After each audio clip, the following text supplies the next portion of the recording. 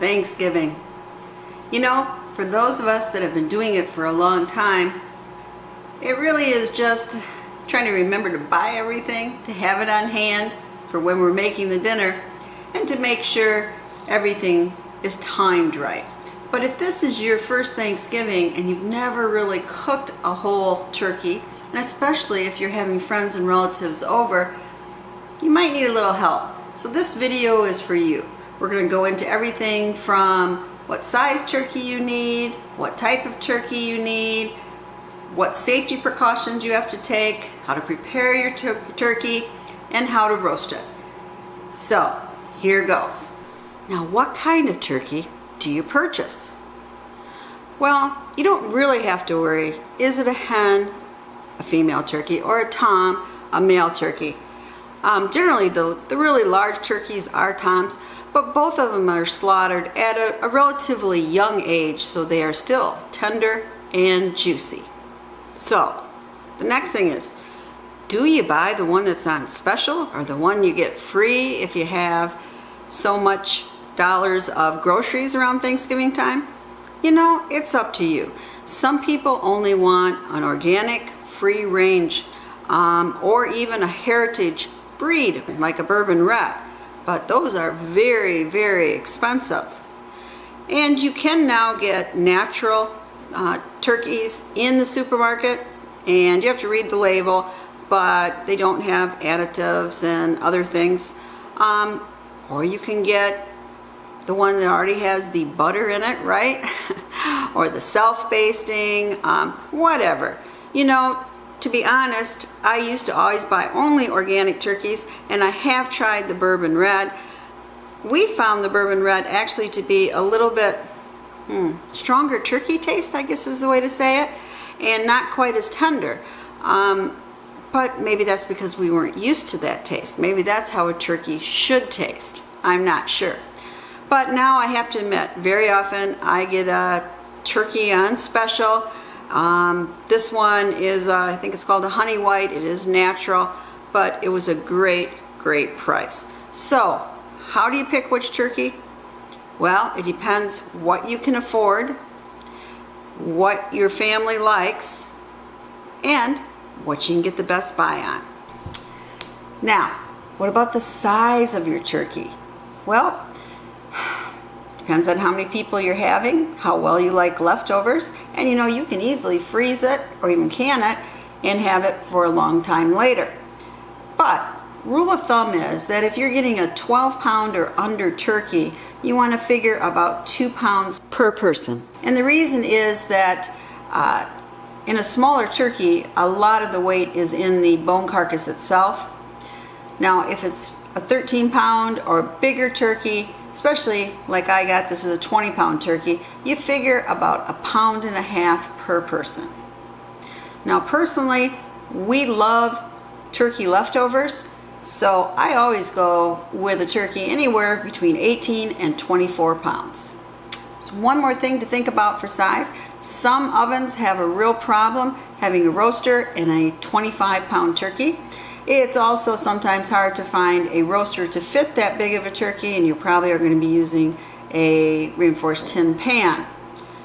But the most important thing is to think, how many people are you serving at dinner and how well you like leftovers. Now, there are a lot of ways to prepare your turkey. Some people deep fry them in those big deep fryers outside. Some people grill them. Some people use an electrical roaster, you know, that you plug into a socket. Some roast in their oven. I imagine some people even make it in their microwave. And some only use a turkey breast, because it's only for a small amount of people. But today what we're going to talk about is roasting a whole bird in the oven. And that's the traditional way to do it. Should you brine or not? Well, if your family has always brined their turkey, you should too, because that's what you're used to, and that's the taste you like. But it takes a lot of time in your refrigerator and space that you might not have. And some studies have compared brined and not brined, the exact same turkey, and they have found that yes, there's a bit more moisture in the meat if you brine, but the taste of the meat isn't as good if you do brine. I don't know. I've tried brining and I can honestly say it was okay, but I can't say it was better than any other year. But there's a lot of resources and a lot of recipes for brining, so look them up if you're interested. So this is what not to do. I'm going to start with that. Don't leave your turkey on the counter to thaw, or don't put it in a container with hot or warm water to thaw. So you think it will thaw quicker.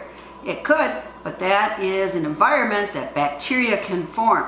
So you want to be careful. Otherwise, you could have a very, very memorable Thanksgiving because everyone you invited gets food poisoning. Now the method that takes the longest, but they say probably is the safest, is to thaw this in your refrigerator. So you keep it in original packaging and you put it in your roasting pan and stick it in your refrigerator. And guess what? For a 20-pound turkey, that would take 5 days. That's right, 5 days. I'll put a little table up here that shows you, depending on the weight of your turkey, how long it'll take. Now, my refrigerator often freezes things when it's not supposed to, so it might even take longer than 5 days in my refrigerator. So this is about a 20-pound turkey. Will it fit in the microwave? Well, it kind of depends on what size microwave you have, doesn't it? Let's check. Okay, open it up. Okay, it actually fits in it, and I can slam the door, but to be honest, it's not going to rotate, so that's not the best for the microwave. So if you have a smaller turkey, could you thaw it in your microwave? You could. That would never be my first choice, however, but it is possible, depending on the size of your turkey and the size of your microwave. I should mention, with the microwave oven, you want to take off the plastic wrapping. You don't want to microwave it inside the wrapping. And take out the innards as soon as you can. Now, the way I usually do it is not any of those other methods. I do it right in my sink. Let me show you. Okay, I have 2 sinks, and this is my smaller one on the other side of my kitchen. So it's what I use, okay? And I fill this up with really cold water, not warm or hot. And then I put my frozen turkey in the container. I don't take any of it out in the packaging, and I put it in here.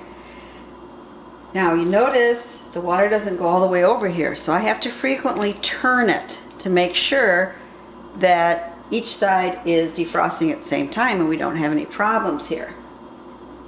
Now guess how long it takes for a 20-pound turkey this way? Well, it still takes 10 hours. And I have to make sure to frequently put fresh water on the turkey, fresh cold water, and even add a little ice if it's not cold enough. And when I say frequently, they recommend every half hour. Now I have to admit, I don't usually replace the water every half hour, but to be completely safe, that is what you're supposed to do. Now you don't have to have a sink to put in your turkey to thaw. You can put it in a cooler. You can put it, but that might take a little longer because it is in a cooler. You can put it in I've used a Rubbermaid container, put it in my bathtub, filled that up with water, and that's nice because that even has a lid to keep anything out. But you still have to regularly dump the water and refill it with cold water. You don't want that water going above 40 degrees. Now I have to admit, I have never had to do that every half hour, but a 24 pound turkey is keeping that water a lot colder. But if you want to follow the rules, it's every half hour, replace the cold water. Up to you what you feel safe with. What happens Thanksgiving morning when you go, oh, I forgot to take the turkey out of the freezer, it's still frozen? Well, believe it or not, you can cook a turkey completely frozen. That's right. It just takes a heck of a lot longer. Now what you're going to do is take it, of course, out of your packaging, wash it, do all your normal prep, but you're not probably going to be able to get in there and get out the giblets, right? Because it's frozen solid. So you're going to put it in your oven, and then after it's been in there long enough, you're going to go in with either an oven-safe glove or tongs and take out the giblets, you know, the neck and all that stuff. Now, if that was not in paper but was in plastic, you have to be very careful, because if it got hot enough for that plastic to melt inside your turkey, then it's time to go out for Thanksgiving dinner. You don't want to risk any kind of chemicals escaping from the plastic. However, I've never had one with plastic. It's always in a paper container, so you should be fine. Now, once it gets warm enough, then you can oil it down and massage it and do everything we're going to be doing in the future. But you just might, on that Thanksgiving day that you forgot to thaw the turkey, you just might have to make sure that you have a lot of appetizers, because you're going to be eating a lot later. And you want to pull out the neck. There it is. Put that in our bowl too. And we're going to use this to help make gravy. Now, you want to wash out your cavity real well too. Wash it all over. They say you don't have to wash your turkey. Now, they say it's more important wash your hands before you handle it, but we're going to do both. So we've got this really patted quite dry. Now we want to go inside and pat it dry.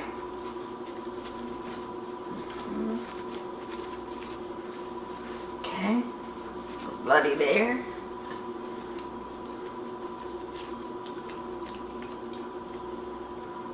And we're gonna get some fresh towels. We got the inside well. I'm gonna lift it up. And some skin has taken some water here. I'm gonna get that out. Now we've had it completely dry, but we want to let it get to room temperature because it's still pretty cold. So we're going to leave it on the counter for, well, it depends on the size of your turkey. Smaller turkey, 45 minutes. This is a larger turkey, so anywhere from an hour to 2 hours they recommend. We'll just see when it gets to room temperature. But I'm going to cover it.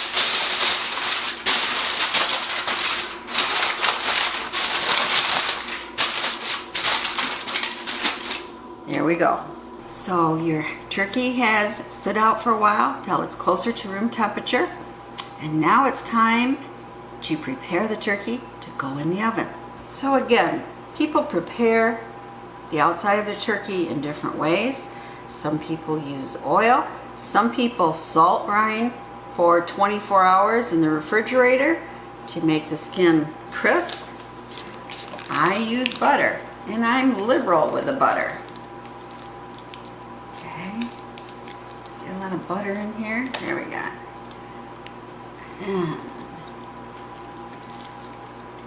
And we're kind of giving our turkey a really good massage.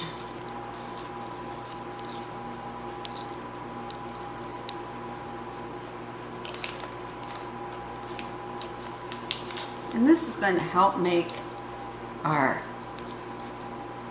skin for the turkey nice and brown and crispy. And it just, to me, makes the perfect turkey. But again, do what your family is used to. I think that is generally the better way to go. Unless you want to try something different. Okay. So, turkey, do you feel better? Huh? A nice massage there. Now I've actually even kind of torn this back, actually put butter in between the skin, tried that. Again, I can't say that makes that much of a difference in the bird.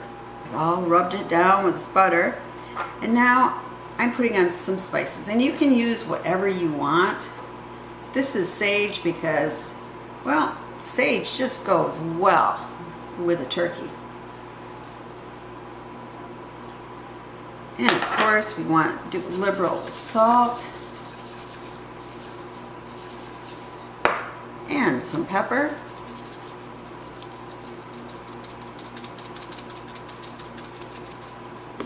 And I rub this in, get it right into the butter so it sticks.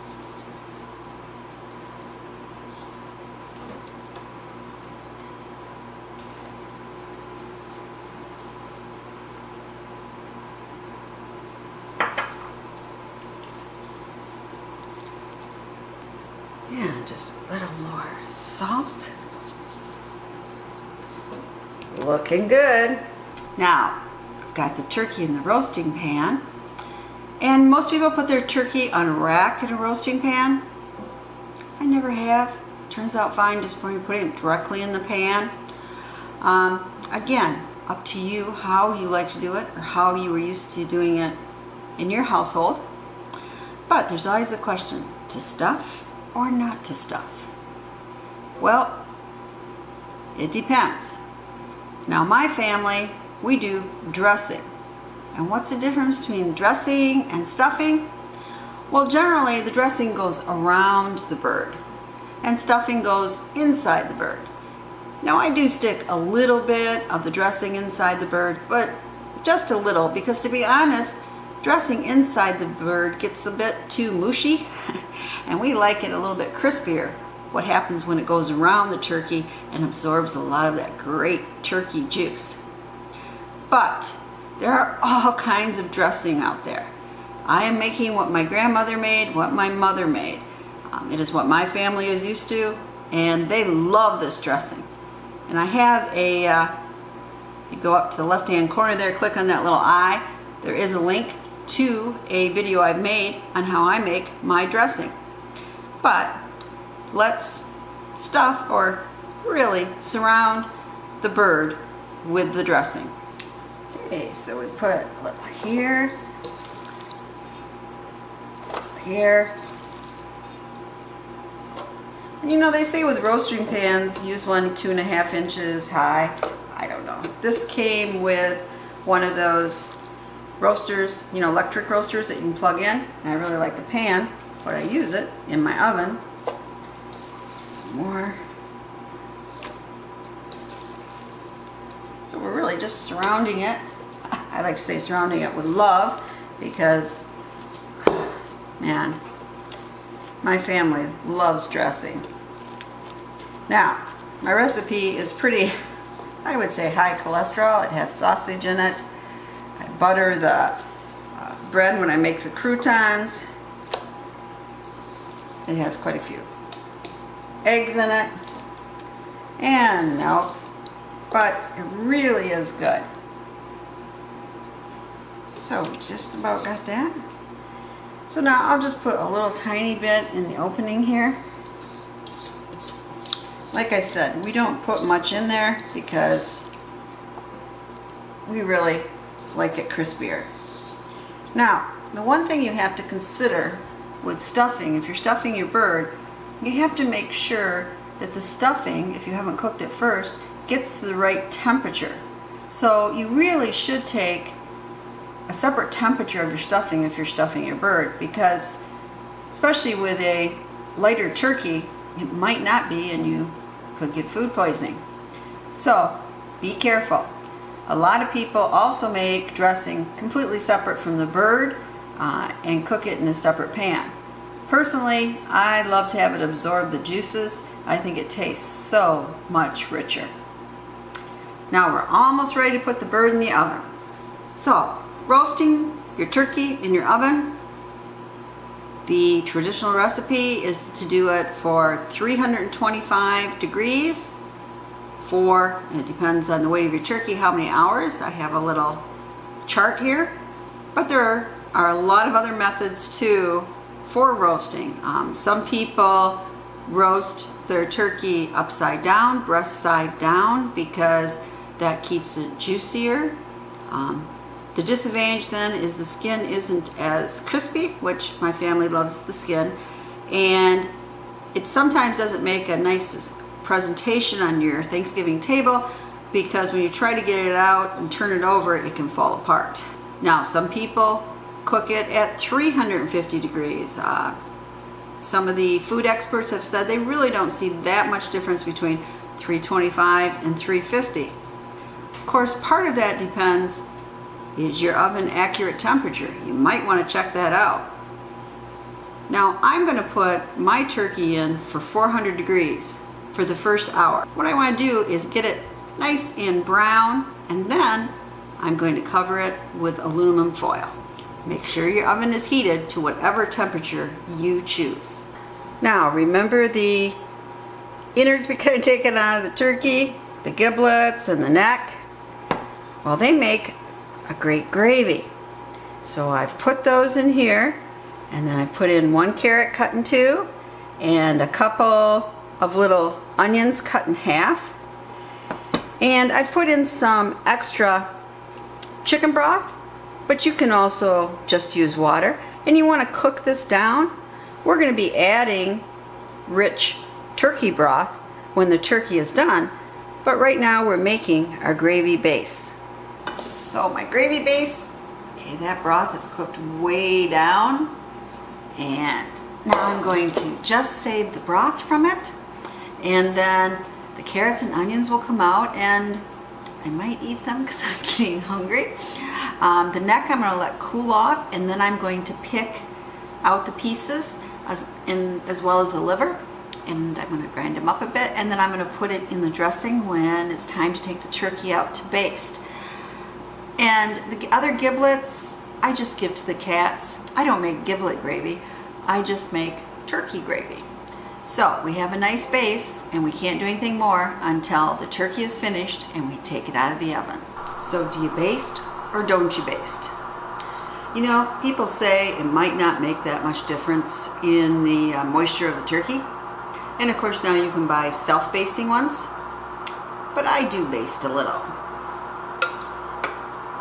Yeah, so you just want to get it up like that. See that nice liquid? Just pour it over. Pretty simple. So the turkey was in the oven at 400 degrees for an hour. Then I placed this on top so the top didn't get burnt. And then you cook it, depending on the pound of your turkey, at 325 for the rest of the time. And you might take it out 2-3 times to baste it. And now we're going to see if it's done. So we have here an instant read thermometer. So we just want to put it in, kind of push it down, hit that bone, come back up a little.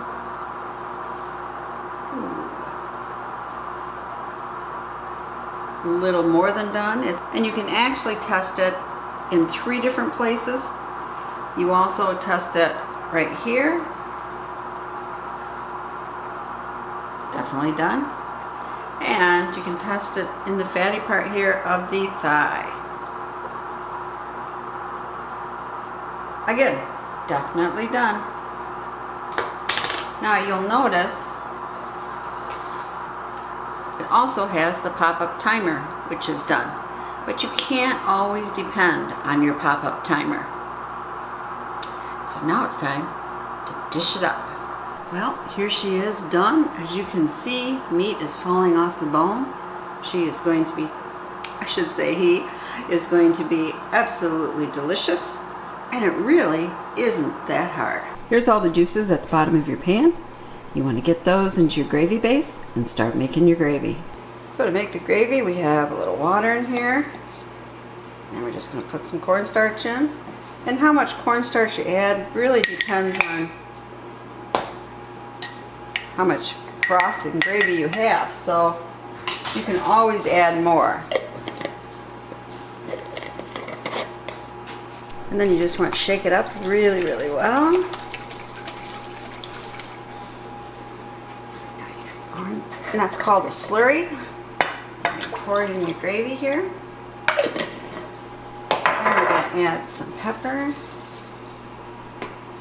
salt, and then we're going to stir it until it thickens.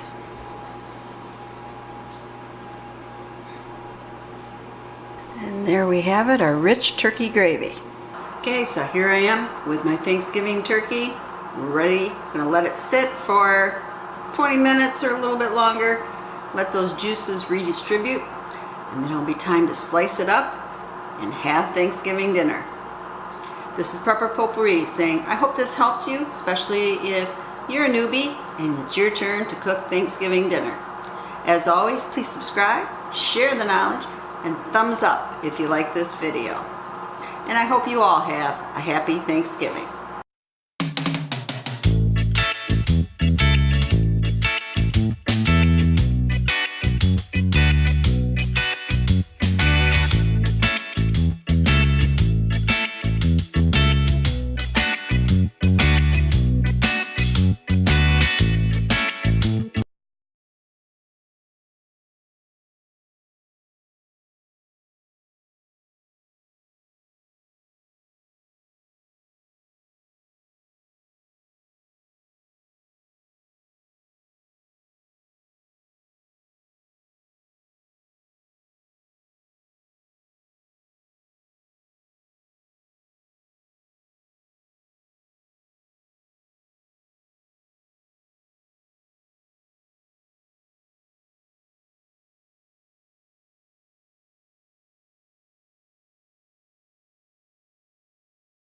Per person.